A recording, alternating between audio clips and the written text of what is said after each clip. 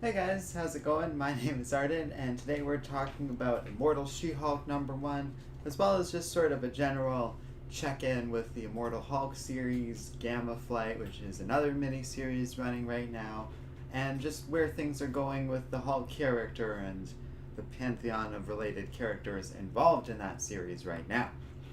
Um, so, for those that don't know, Hulk's been in a really interesting place as a character lately, basically spanning out of the events of Civil War II, an admittedly lousy event. Al Ewing took over writing for the character in the Immortal Hulk series, which has won awards and has been really revered by a lot of people, and rightfully so. It's a lot of fun and definitely worth checking out. I'm increasingly caught up on the Immortal Hulk series as it's kind of heading into issue 50, which feels like the culmination of a lot of stuff that's been built up from the beginning. There's been this underlying theme of the Hulk being this immortal creature that's been presented throughout the run of Immortal Hulk books. And that theme was even explored with She-Hulk in this particular book, which spun out of the Empire event last year. Now, in this book, Jennifer Walters kind of talks about her experiences with death before and her encounter with the Green Door, which is just sort of this recurring, not only visual theme within the Immortal Hulk series, but also this recurring plot thing, where basically, and the way I like to think of it is it's this gateway into the world where Hulk and other related gamma infected beings like Sasquatch, Doc Samson, She-Hulk, uh, I assume the Red Hulks potentially, they all go there when they die, and there's some sort of being down there called the One Below All. And it has this relationship with Banner's father, who died and seemed to take hold there, as well as the leader. They've all seemed to have merged into one terrifying villainous being that the Hulk is kind of working against. And that all is kind of culminating in issue number 50 of Immortal Hulk, an upcoming issue which will kind of, from what I can tell, although this hasn't been fully confirmed yet, will be Al Ewing's final issue with Immortal Hulk and kind of bring this big long run, one of Marvel's best titles right now, easily, to an end. And that is a shame, and it is sad, but it does feel like it's had a long, full run, and Al Ewing certainly has had a chance to explore and say the things he's wanted to say with the Hulk. One thing I like about this series is it's not just all about the One Below All. There's been a million billion characters and foes the Hulk has faced along the way. That includes different iterations of the Hulk who are kind of in charge of the Banner Hulk body on the surface world at the moment. And that's a whole other thing that we'd really have to dig into the comics to get into right now. But basically we have Joe Fixit back, and a much younger being who is the Hulk at the moment and is like got the mind of a toddler basically. So there's a lot of details in there, and comic book fans new and old will find all sorts of stuff to appreciate, whether it's references to current events like Civil War II or Empire, or much older references like stuff with Joe Fixit and the leader. Um, Alpha Flight being this whole continuous thing throughout this story. And they've kind of become Gamma Flight, a team kind of very associated with gamma radiation and sort of tasked with either hunting down abusers of these beings or beings infused with this power who are victims and need help.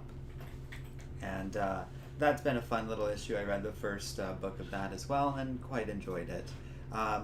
If you like those kind of characters and that side of the Immortal Hulk, you will like it, but it is otherwise just kind of its own little thing and doesn't feel terribly important for the Immortal Hulk stuff. This doesn't either, but it is referred to very recently actually in the Immortal Hulk series when the Hulk is battling the Avengers after basically returning to life once again. And during that time we get Jennifer's perspective of the events and how much she's a bystander to the chaos that the Hulk just seems to constantly generate around him. Her frustration, but also terror directed towards the Green Door, is fascinating, and it fits in with her character development and direction that's been brewing since her rejoining the Avengers for Jason Aaron. So her role in all this is quite fun, even though it is bouncing between Jason Aaron and Al Ewing as writers. John Davis Hunt does the artwork for this particular book and has done a bunch of other stuff throughout the Hulk run, along with several other excellent writers. And I think that's a huge appeal in the Immortal Hulk series, is that terrifying body horror that permeates this entire series. It's prevalent here too, and I'm glad they didn't hold back on that. It's a lot of fun. Meanwhile, you have stuff like Betty Brant turning up and becoming a force within this series and remaining so going forward. She's still the Red She-Hulk, for those that aren't aware, but it's been transformed into this harpy-like creature. So it's really kind of going places, and what I like about the Immortal Hulk series is how transformative it is. It's taking all these existing characters and long-running things and doing different things with them, presenting this like new aesthetic to the Hulk series that I really like, where everything's much more monstrous, almost demonic, and Blade, who's part of the Avengers, when he's battling the Hulk, kind of recognizes that and says, well, you're becoming associated with the night and only rising then. You're like immune to death. You have these demonic powers, it seems, and he's calling the Hulk a vampire, which he's not really, but it does seem like there is something going on, and what's brewing down below in that realm the Green Door's connected to seems to be creeping in more and more. And what I like about all of this is it also fits in what we've covered so far in the series. Or like in past Hulk series, I guess is what I'm trying to say.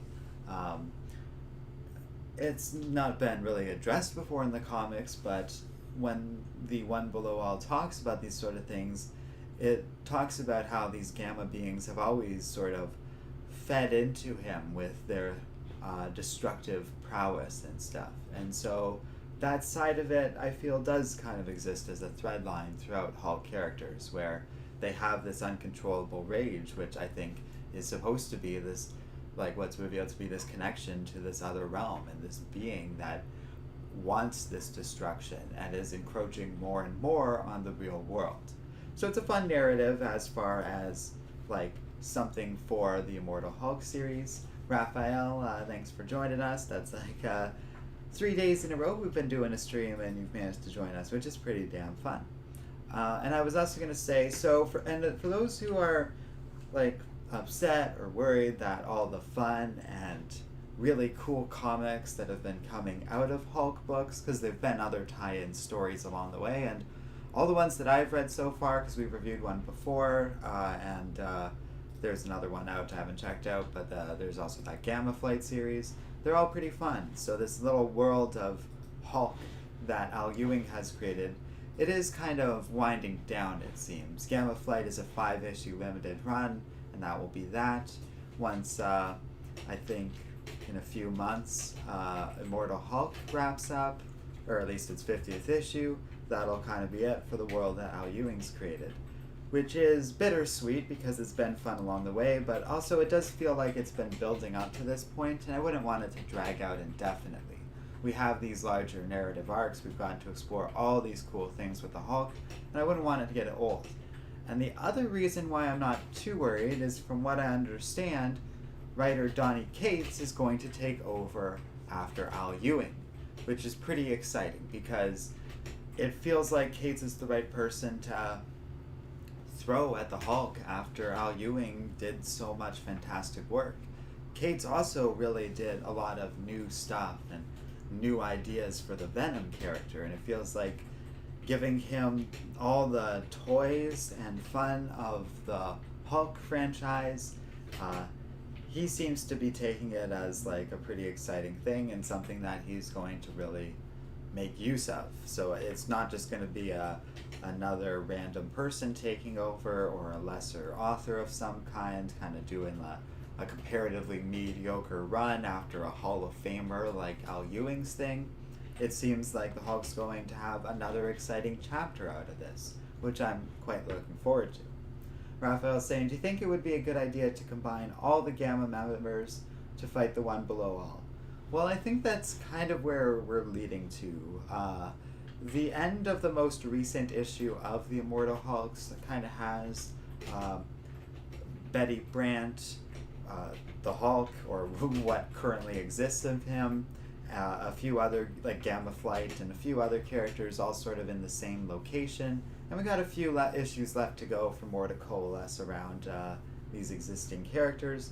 But I do think they're all going to kind of come together, potentially even with the Avengers, to face this being.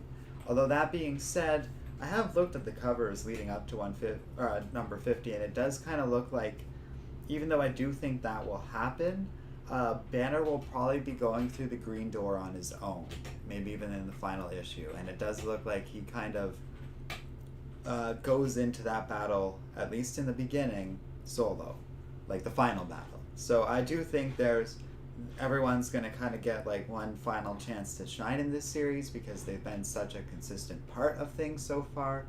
But the way and covers can be misleading, to be fair, but the way they are looking, and I do think, and the way the arc is set up, I do think it's going to kind of come down to Banner and Hulk, and what separation there is of these characters is going to like kind of go through that thing.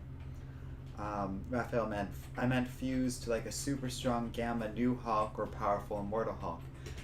That's an interesting idea, and I actually think it's probably more correct. He might absorb their Gamma power as he's done with so many beings, but they like give it to him willingly and are all maybe like temporarily depowered because of that. That sort of narrative could be quite cool, and I would like to see what effect that has on the continuity, which is a pretty interesting thought on the whole. And yeah, so I do appreciate those questions. Yeah, I think a 10-minute review for that and a state of things. I wasn't sure how organized I'd be able to keep my thoughts around so much content, but I think I did a decent job at providing the basics of it. If you want more, you'll have to read it. But it is an excellent series, and even though it is 50 issues, like that's not an unbearable amount, and there's omnibuses out of the first chunk of the series, including ones that are free if you happen to be American and have a Comixology account. So with that all being said, I think we will leave things there. But thanks to Raphael and everyone else who joined us in chat, or not in chat, it was just Raphael in chat, but just in the stream today. And if you're watching after, thanks for watching too. We'll see you guys next time here on Comic Island.